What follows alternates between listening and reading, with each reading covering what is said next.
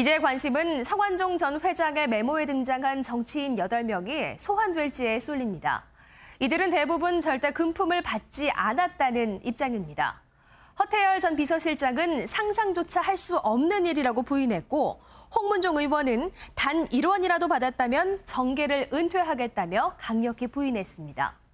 유정복 인천시장은 말도 안 된다. 서병수 부산시장은 사실 무근이라고 말했고, 이 메모에는 이름이 등장했지만 액수가 적혀 있지 않은 이병기 현 청와대 비서실장과 이완구 국무총리는 구명 요청을 거절해서 섭섭했던 것 같다. 개인적으로 친밀한 관계가 아니다라며 선을 긋는 모습입니다. 김기춘 전 비서실장 또한 황당무계한 사실이라며 강하게 부인하고 있는데, 홍준표 경남지사만 조금 다른 반응을 보였습니다. 정치판에 이런 일이 왕왕 있다며 돌아가시는 마당에 허위로 자신의 이름을 쓴 것 같지는 않다고 말한 겁니다. 실제 성 전 회장이 홍 지사에게 돈을 건넸다고 주장하는 시기와 전달 방법이 녹취록을 통해 보도되기도 했는데요. 검찰은 이 홍준표 경남지사를 가장 먼저 수사할 것으로 보입니다. 오지혜 기자가 보도합니다.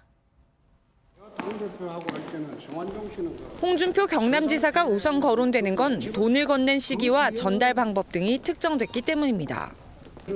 앞서 성 전 회장의 메모에는 이름과 액수만 적혀 있었습니다.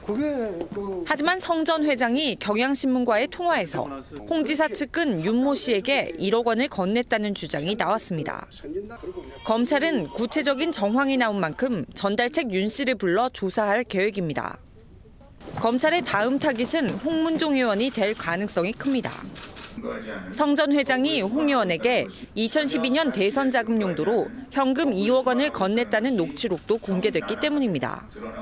이와 함께 성 전 회장이 수차례에 걸쳐 7억 원을 건넸다는 허태열 전 비서실장을 비롯해 나머지 인사들에 대한 동시다발 수사가 진행될 것으로 보입니다. 검찰은 성 전 회장 메모 속 인사에 대한 기본적인 수사 단서를 확보한 가운데 성 전 회장이 별도로 비밀 장부를 남겨두었을 가능성에도 주목하고 있습니다. MBN 뉴스 오지혜입니다.